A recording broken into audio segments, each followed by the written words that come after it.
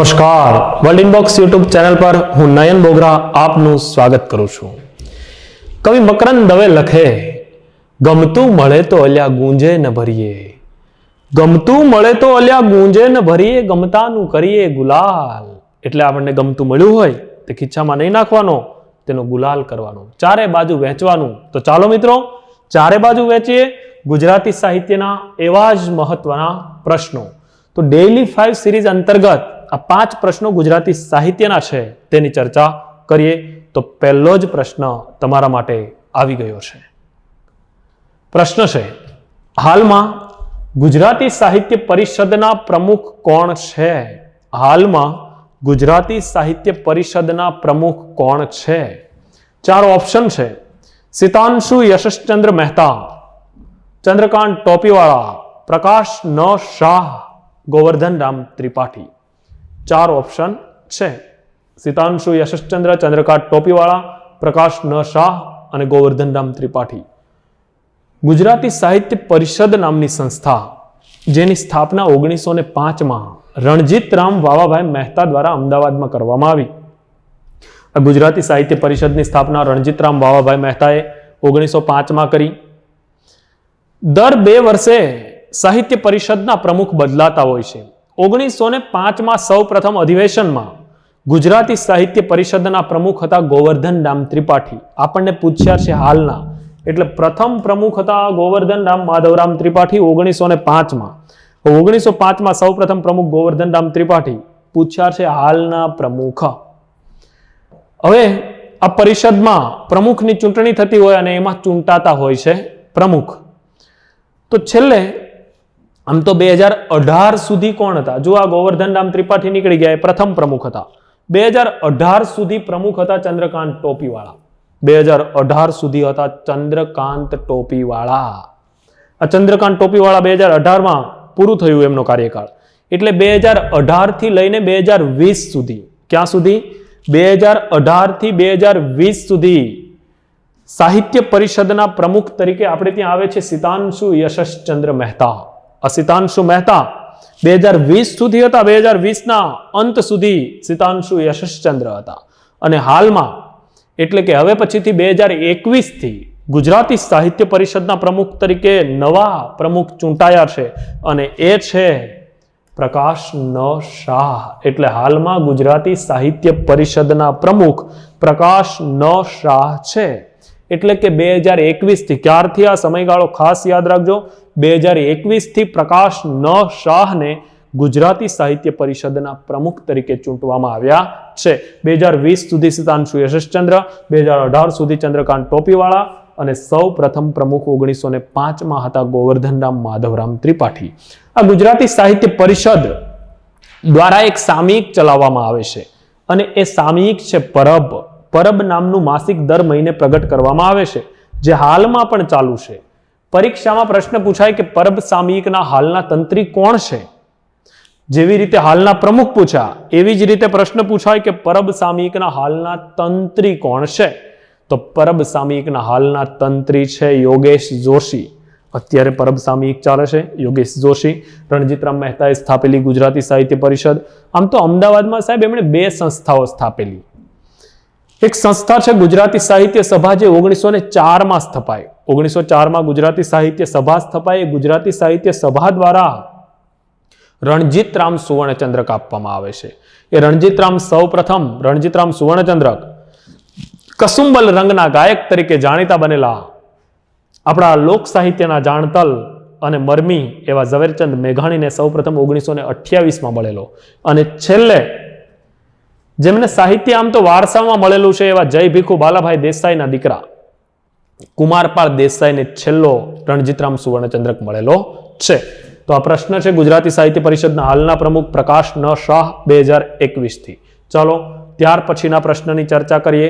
તો ત્યાર પછીનો પ્રશ્ન છે, નીચેનામાંથી કયા યુગને સૌંદર્યવાદી કવિતાના યુગ તરીકે ઓળખવામાં આવે છે? નીચેનામાંથી કયા યુગને સૌંદર્યવાદી કવિતાના યુગ તરીકે ઓળખવામાં આવે છે? સૌંદર્યવાદી કવિતાનો યુગ એટલે શું? કે સાહિત્યમાં ગુજરાતી સાહિત્યનો 1000 વર્ષનો ઇતિહાસ છે. 1000 યર 1000 વર્ષના ગુજરાતી સાહિત્યના ઇતિહાસમાં એક સમયગાળામાં સૌંદર્યનું આલેખન છે, પણ કોનું સૌંદર્ય? પ્રકૃતિના સૌંદર્યનું આલેખન કરે છે રાજેન્દ્ર શાહ. પેલી શું વીણવા ગઈ હતી? કવિતા છે, તમારા મનમાં તરત જ આવ્યું હશે, ઈંધણા વીણવા ગઈ તી મોરી સૈયર, વેળા બપોરની થઈ તી મોરી સૈયરું, ઈંધણા વીણવા ગઈ તી મોરી સૈયર. આવા પ્રકૃતિના સૌંદર્યનું આલેખન કરતી કવિતાઓ આપણને આ સૌંદર્યવાદી કવિતાના યુગમાં મળે છે. પ્રહલાદ પારેખ કવિતાઓ લખે, આજ અંધાર ખુશબો ભર્યો લાગતો, આજ સૌરભ ભરી રાત સારી, આજ આશાલની મંજરી જરી જરી પમરતી પાથરી દે પથારી, આજ ઓ પારથી ગંધને લાવતી દિવ્યકો સિંધુની લહરી લહરી, આજ આકાશથી તારલા માહીથી મહેકતી આવતી શી સુગંધી, ક્યાં ક્યુ પુષ્પ એવું ખીલ્યું જેહના મગમઘાટે નિશા આજ ભારી, ગાયના કંઠકો તારના રણજણે ક્યાં થકી સુર કેરી ફુવારી, ચિત્ત જે નિત્યાનંદને કલ્પતું આવ્યો તે થઈ સુરભીપુર, હૃદય વ્યગ્ર સુર કાજે હતું હરિણી શું તે મળ્યો આજ આસુર. આવા પ્રકૃતિના સૌંદર્યનું આલેખન કરતો યુગ કયો? સૌંદર્યવાદી કવિતાનો યુગ. હવે ઓપ્શનમાં જઈએ, અનુ ગાંધી યુગ, પંડિત યુગ, ગાંધી યુગ કે અનુ આધુનિક યુગ. આ 4 યુગ છે. એમાં પ્રકૃતિવાદી આ સૌંદર્યવાદી કવિતાના યુગ તરીકે અનુગાંધી યુગ, પંડિત યુગ, ગાંધી યુગ કે અનુ આધુનિક યુગ કયા યુગને ઓળખવામાં આવે છે? તો આપણે ત્યાં 1940 થી 1940 પહેલા ગાંધીજીની વિચારધારા સાહિત્યમાં હતી, ગાંધીજીના મૂલ્યો હતા. ગાંધીજી જે પ્રમાણે કહ્યું એ પ્રમાણે 1940 કે 50 સુધી કામકાજ ચાલ્યું, પણ 1940 થી 1955 સુધી આપણે ત્યાં રાજેન્દ્ર શાહ, નિરંજન ભગત, પ્રહલાદ પારેખ, મકરંદ દવે, પ્રિયકાંત મણિયાર, જયંત પાઠક, ઉષ્ણસ આવા સાહિત્યકારો દ્વારા પ્રકૃતિને કેન્દ્રમાં રાખી અને ગીતો લખવાની શરૂઆત થઈ. પ્રકૃતિને કેન્દ્રમાં રાખીને બધા જ સાહિત્યકારો ગીતો લખે છે. એટલે આ અનુગાંધી યુગને, અનુગાંધી યુગનો સમયગાળો 1940 થી 55, ઘણા બધા વિદ્વાનો 50 થી 55 પણ માને છે. બરાબર. તો અનુગાંધી યુગને સૌંદર્યવાદી કવિતાના યુગ તરીકે ઓળખવામાં આવે છે. રાજેન્દ્ર શાહ ગીત લખે સરસ મજાના. જુઓ, ત્યારે પ્રકૃતિને કેન્દ્રમાં રાખીને ગીત લખાયા. પ્રિયકાંત મણિયાર ગીત લખે, આ નભજુ ક્યુ તે કાનજીન ચાંદની તે રાધારે, આ નભજુ ક્યુ તે કાનજીન ચાંદની તે રાધારે, આ પર્વત શિખર તે કાનજીન કેડી ચડે તે રાધારે, આ દીપ જ્યોતિ તે કાનજી ને આરતી તે રાધારે. જો પ્રકૃતિ છે, સૌંદર્ય છે પ્રકૃતિનું. જયંત પાઠક ગીત લખે, થોડો વગડાનો શ્વાસ મારા શ્વાસમાં, થોડો વગડાનો શ્વાસ મારા શ્વાસમાં, નાડીમાં નાનેરી નદીઓના નીર, થોડો વગડાનો શ્વાસ મારા શ્વાસમાં. મકરંદ દવે ગીત લખે કે ફૂલ તો એની ફોરમ ઢાળી રાજી રાજી, ફૂલ તો એની ફોરમ ઢાળી રાજી રાજી, મસળી નાખે કોઈ તોય મહેક દે તાજી તાજી. આવા પ્રકૃતિને કેન્દ્રમાં રાખી અનુગાંધી યુગમાં સાહિત્ય રચાયું હતું. અનુગાંધી યુગ એટલે ગાંધી યુગ પછીનો યુગ. અનુગાંધી યુગ સૌંદર્યવાદી કવિતાનો યુગ અથવા તો રાજેન્દ્ર નિરંજન યુગના નામે પણ આ યુગને ઓળખવામાં આવે છે. 1940 થી 55 ખાસ યાદ રાખજો. બીજા યુગ છે સમયગાળો એક વખત હું તમને જણાવી દઉં. પંડિત યુગનો સમયગાળો કયો? તો પંડિત યુગનો સમયગાળો છે 1885 થી 1915. 1885 થી 1915. પંડિત યુગ પછી ગાંધી યુગ આવે છે. આ ગાંધી યુગ 1915 થી 1940 કે 50. અનુ આધુનિક યુગ વચ્ચે અહીંયા અનુગાંધી યુગ આવી ગયો 40 થી 55. 55 થી આધુનિક યુગ આવે છે 55 થી 85 અને પછી આવે છે અનુ આધુનિક એટલે અત્યારે જે સાહિત્ય લખાય એ 1985 થી આજ સુધીનું એટલે કે અનુ આધુનિક યુગ. આવી રીતે અર્વાચીન કાળ છે તે જુદા જુદા 6 યુગમાં વહેંચાયેલો છે. સુધારક યુગ, પંડિત યુગ, ગાંધી યુગ, અનુગાંધી યુગ, આધુનિક યુગ અને અનુ આધુનિક યુગ. પ્રશ્નનો જવાબ છે સૌંદર્યવાદી કવિતાનો યુગ અનુગાંધી યુગ. ચાલો ત્યાર પછીના પ્રશ્નની ચર્ચા કરીએ. તો ત્યાર પછીનો પ્રશ્ન છે કુરુક્ષેત્ર મહાકાવ્યના કર્તા કોણ છે? કુરુક્ષેત્ર મહાકાવ્યના કર્તા કોણ છે? દર્શક, કાલિદાસ, નાનાલાલ કે નરસિંહરાવ દિવેટિયા? કુરુક્ષેત્ર નામનું મહાકાવ્ય, કુરુક્ષેત્ર કૃતિ આવે, મહાભારતનું યુદ્ધ આપણા મનમાં આવે, મહાભારતનું યુદ્ધ આવે, કુરુક્ષેત્ર કૃતિ આવે ને તરત જ આપણા મનમાં દર્શક આવી જાય. પહેલી દ્રષ્ટિએ આપણને જવાબ લાગે કે દર્શક મનુભાઈ પંચોળી છે, પણ ના, મનુભાઈ પંચોળી દર્શક નથી. હવે પ્રશ્ન છે કુરુક્ષેત્ર મહાકાવ્યના કરતા. કુરુક્ષેત્ર નામની કૃતિ દર્શક એટલે કે મનુભાઈ પંચોળી પાસેથી મળે છે, પણ એ શું છે? એ નવલકથા છે. શું છે? નવલકથા. કુરુક્ષેત્ર નામની નવલકથા આપણને મનુભાઈ પંચોળી એટલે કે દર્શક પાસેથી મળે છે, પણ પૂછ્યું છે મહાકાવ્ય. આ તો નવલકથા છે દર્શકની. તો મહાકાવ્ય આપણે ત્યાં સંસ્કૃતમાં મહાકાવ્યો લખાયેલા. મોટા ભાગે કાલિદાસે સંસ્કૃતમાં મહાકાવ્ય લખ્યા, રઘુવંશમ અને કુમાર સંભવ. રઘુવંશમ અને કુમાર સંભવ. રઘુવંશમ મહાકાવ્યની શરૂઆત કરે. વાગર્થા વિવ વાગર્થા પતિ પતયો જગત પિતરો વંદે પાર્વતી પરમેશ્વરો. આ શ્લોકથી શરૂઆત કરે, વાગ શબ્દથી શરૂઆત કરી કાલિદાસે રઘુવંશમની. વાગર્થા વિવ વાગર્થા પતિ પતયો જગત પિતરો વંદે પાર્વતી પરમેશ્વરો. રઘુણામ વંશ ઇતિ રઘુવંશ. રામના વંશના 29 રાજાઓનું ચરિત્ર કાલિદાસે રઘુવંશમ મહાકાવ્યમાં, આપણા સાહિત્યનું, આમ તો ભારતીય સાહિત્યનું શિરમોર મહાકાવ્ય કહેવાય એ છે રઘુવંશમ.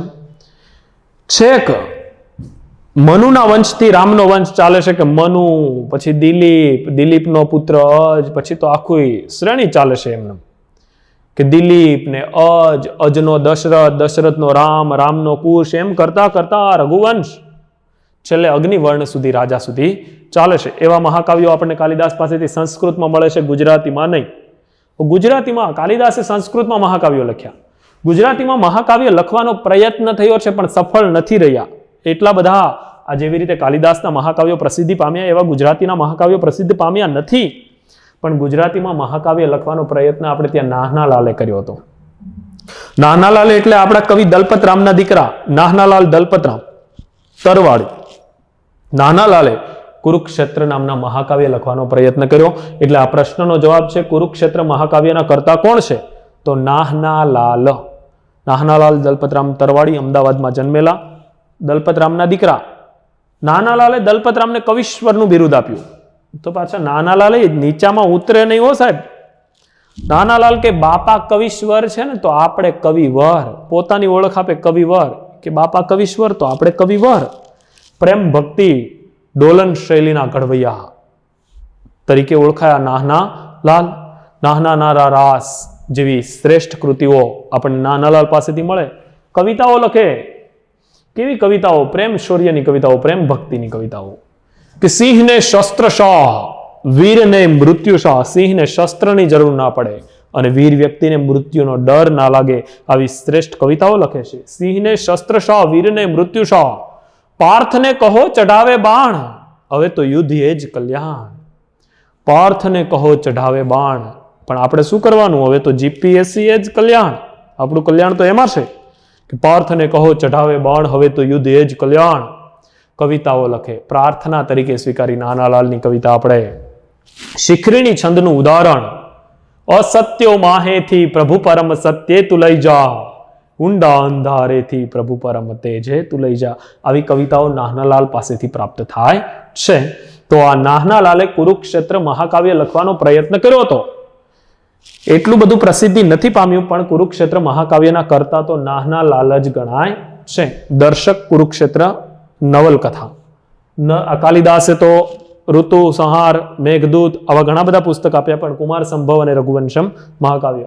નરસિંહ રાવ દિવેટિયા એ તો આના બધાથી જુદા જ તે પડે. ત્યારના સમયે આઈસીએસની પરીક્ષા, ઇન્ડિયન સિવિલ સર્વિસની પરીક્ષા નરસિંહ રાવે પાસ કરેલી. ખેડા જિલ્લાના આસિસ્ટન્ટ કલેક્ટર તરીકે નોકરી કરતા હતા નરસિંહ રાવ દિવેટિયા. નરસિંહ રાવ ભોળાનાથ સારાભાઈ દિવેટિયા. પુત્રના મૃત્યુ સમયે લખેલી કવિતા આપણે આજે પ્રાર્થના તરીકે સ્વીકારી. મંગળ મંદિર ખોલો દયામય, મંગળ મંદિર ખોલો, દ્વારે ઉભો શિશુ ભોળો દયામય, મંગળ મંદિર ખોલો. આ પુત્રના મૃત્યુ સમયે નરસિંહ રાવે લખેલી છે. ચાલો કુરુક્ષેત્ર મહાકાવ્યના કરતા નાહનાલાલ. આગળના પ્રશ્ન તરફ જઈએ. તો ત્યાર પછીનો પ્રશ્ન છે કે આ બે પ્રદેશોની ભાષાને ઉમાશંકર જોશીએ મારું ગુર્જર તરીકે ઓળખાવી છે. કે આ બે પ્રદેશોની ભાષાને ઉમાશંકર જોશીએ મારું ગુર્જર તરીકે ઓળખાવી છે. બે પ્રદેશો શબ્દ મારું ગુર્જર શબ્દ ઉમાશંકર જોશીએ કયા બે પ્રદેશોની ભાષા માટે આપેલો છે? ઓપ્શન જોઈએ. રાજસ્થાન, ગુજરાત. ગુજરાત, મહારાષ્ટ્ર, રાજસ્થાન, મહારાષ્ટ્ર, ગુજરાત, મધ્યપ્રદેશ. જો આપણી પાસે 4 રાજ્યો આવ્યા. એક તો રાજસ્થાન, બીજું ગુજરાત, ત્રીજું મહારાષ્ટ્ર અને ચોથું મધ્યપ્રદેશ. હવે આ બે, એક મહારાષ્ટ્ર અને એક મધ્યપ્રદેશ, 4 રાજ્યો આવ્યા આપણી સામે. ગુજરાત, રાજસ્થાન, મહારાષ્ટ્ર અને મધ્યપ્રદેશ. હવે આમાંથી કયા 2 પ્રદેશ? તો એક તો આપણને પ્રાસ મળે કે આ મારું ગુર્જર, મારું ગુર્જર. તો મારું ગુર્જર શબ્દ છે એટલે ગુર્જર એટલે ગુજરાત. ચાલો, ગુજરાત તો કન્ફર્મ થઈ ગયું. હવે લડવાનું છે માત્ર 3માં. રાજસ્થાન રાખવું, મહારાષ્ટ્ર રાખવું કે મધ્યપ્રદેશ રાખવું? 3માં લડવાનું છે. પણ તો એ શબ્દના ઇતિહાસ પાસે આપણે જવું પડે તો ખ્યાલ આવે કે આ મારું ગુર્જર શબ્દ છે એ ઉમાશંકર જોશીએ કયા 2 પ્રદેશોની ભાષા માટે રાખેલો છે. તો જુઓ શું થાય છે. ગુજરાતી ભાષા છે તે સંસ્કૃત ભાષામાંથી ઉતરી આવે છે અને જ્યારે છૂટી પડે છે ને ત્યારે વચ્ચે એક સમયગાળો મિત્રો એવો આવે છે કે ગુજરાત અને રાજસ્થાનનું વહીવટી કેન્દ્ર એક હતું. હવે ગુજરાત અને રાજસ્થાનનું વહીવટી કેન્દ્ર એક હતું એટલે હવે વહીવટી કેન્દ્ર એક હોય, બંનેનો વહીવટ એક જગ્યાએ થતો હોય તો બંનેની ભાષાનું પણ આદાન પ્રદાન થાય. તો ગુજરાત અને રાજસ્થાનની ભાષા છે તે મિક્સ થઈ, ગુજરાતી અને રાજસ્થાની ભેગી થઈ. તેના ઉપર રિસર્ચ કરનાર જુદા જુદા વિદ્વાનો હતા. એમાં ગુજરાતી મિશ્રિત રાજસ્થાની ભાષા ઉપર રિસર્ચ કરનાર એક અંગ્રેજ મીમાંસક હતા, ડોક્ટર ટેસીતોરી. આ ડોક્ટર ટેસીતોરી ગુજરાતી મિશ્રિત રાજસ્થાની ભાષા ઉપર સંશોધન કરે છે અને સંશોધનના આધારે શબ્દ આપે છે કે આ ગુજરાતી મિશ્રિત રાજસ્થાની ભાષાને આપણે old western Rajasthani, old western Rajasthani એટલે કે જૂની પશ્ચિમી રાજસ્થાની, આવું નામ ડોક્ટર ટેસીતોરીએ આપ્યું હતું. ઓલ્ડ વેસ્ટર્ન રાજસ્થાની મીન્સ કે જૂની પશ્ચિમી રાજસ્થાની, ગુજરાતી મિશ્રિત રાજસ્થાની. સેમ આ જ ભાષા ઉપર રિસર્ચ કરનાર ગુજરાતી સર્જક આવે છે ઉમાશંકર જેઠાલાલ જોશી. ઉમાશંકર જોશી ભારતીય જ્ઞાનપીઠ પુરસ્કૃત સર્જક. 1967 નિશિત કાવ્ય સંગ્રહ માટે ઉમાશંકર જોશીને ભારતીય જ્ઞાનપીઠ પુરસ્કાર મળ્યો.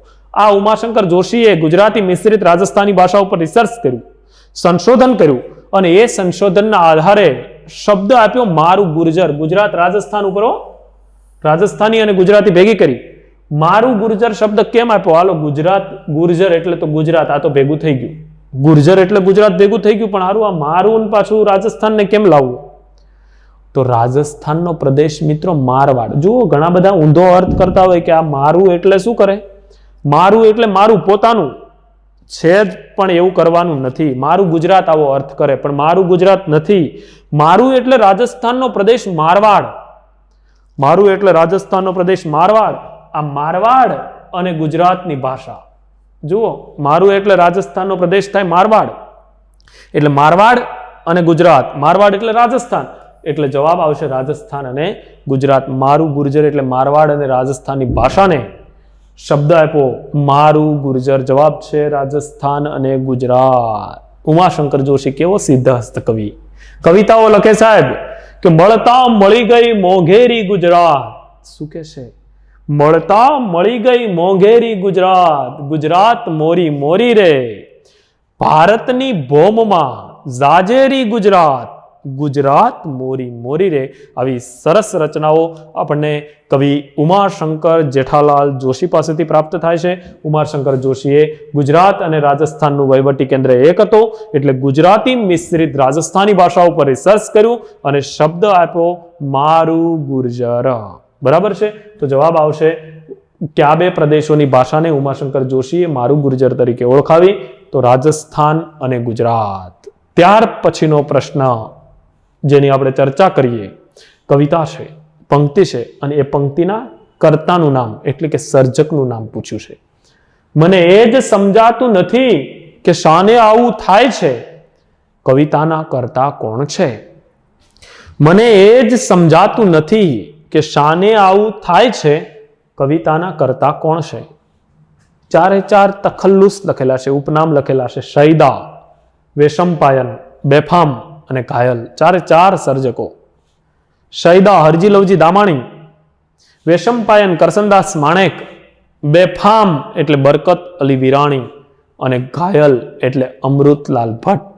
જો 4 ઘાયલ અમૃતલાલ ભટ્ટ, બેફામ બરકત અલી વિરાણી, વેશમપાયન વેશમપાયન એટલે કરસનદાસ માણેક અને શૈદા એટલે હરજી લવજી દામાણી. મને એ જ સમજાતું નથી શાને આવું થાય છે.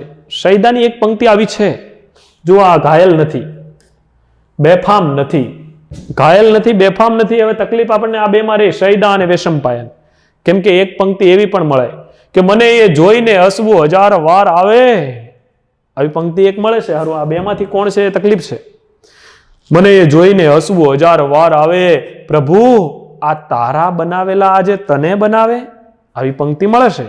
હવે શૈદા પાસેથી મળે કે વેશમપાયન પાસેથી મળે? પછી આ પંક્તિ કોની પાસેથી મળે? વેશમપાયન પાસેથી મળે કે શૈદા પાસેથી મળે? તો શૈદાની પંક્તિ છે. કઈ? મને એ જોઈને હસવું 1000 વાર આવે, પ્રભુ આ તારા બનાવેલા તને બનાવે.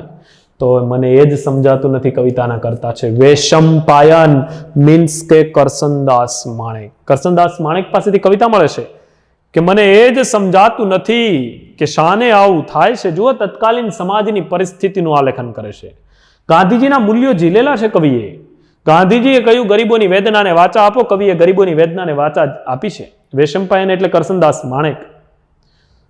મને એ જ સમજાતું નથી કે શાને આવું થાય છે. શું લખે જુઓ કે ફૂલડા ડૂબી જાય છે ને પથ્થરા તરી જાય છે. મને એ જ સમજાતું નથી કે શાને આવું થાય છે.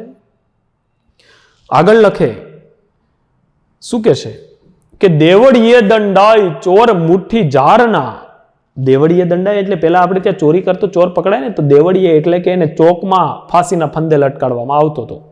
કે દેવડીએ દંડાઈ ચોર મુઠ્ઠી જારના ને લાખો ખાંડી લૂંટનારા મહેફિલે મંડાય છે. મને એ જ સમજાતું નથી કે શાને આવું થાય છે. તત્કાલીન સમાજની પરિસ્થિતિ. આગળ લખે હજુ આ વેશમપાયન કવિ કરસનદાસ માણેક કે કામધેનુને મળે નહીં એકે સૂકું તણખલું. કામધેનુને મળે નહીં એકે સૂકું તણખલું ને લીલાછમ ખેતરો સૌ આખલા ચરી જાય છે. કામધેનુને મળે નહીં એકે સૂકું તણખલું. કામધેનુને મળે નહીં એકે સૂકું તણખલું ને લીલાછમ ખેતરો સૌ આખલા ચરી જાય છે. મને એ જ સમજાતું નથી કે શાને આવું થાય છે. છેલ્લે કવિ ગરીબોની વેદનાને વાચા આપે વેશમપાયન કરસનદાસ માણેક કે છે ગરીબોના કુબામાં તેલનું ટીપુય દોહલું. જુઓ શું કે છે ગરીબોના કુબામાં તેલનું ટીપુય દોહલું ને શ્રીમંતોની કબર પર ઘીના દીવા થાય છે. મને એ જ સમજાતું નથી કે શાને આવું થાય છે. પંક્તિનો જવાબ છે વેશમપાયન એટલે કે કરસનદાસ માણેક. આ હતા ડેઇલી 5 સિરીઝ અંતર્ગત 5 પ્રશ્નો. મિત્રો, ગુજરાતી સાહિત્યના આ 5 પ્રશ્નોની ચર્ચા કરી. આવું જ વિગતે ગુજરાતી સાહિત્ય વર્લ્ડ ઇનબોક્સ માય ક્લાસમાં ભણાવવામાં આવ્યું છે. દરેક સાહિત્યકારોની વિગતે વાતો કરવામાં આવી છે. મિત્રો, સાહિત્યના ઘણા બધા પ્રશ્નો સાથે આવી રીતે 1000 જેટલા પ્રશ્નો સાથે માય ક્લાસમાં તમારી સાથે હું જ સાહિત્ય લઈને આવ્યો છું. તો ચાલો મિત્રો, અહીંયા આજે છૂટા પડીએ છીએ. ફરી પાછા આવી જ રીતે આવા વિડીયોમાં મળતા રહેશું. આગળ જતા સાહિત્ય અને વ્યાકરણમાં આવી સરસ રીતે કામ કરીશું. Thank you so much.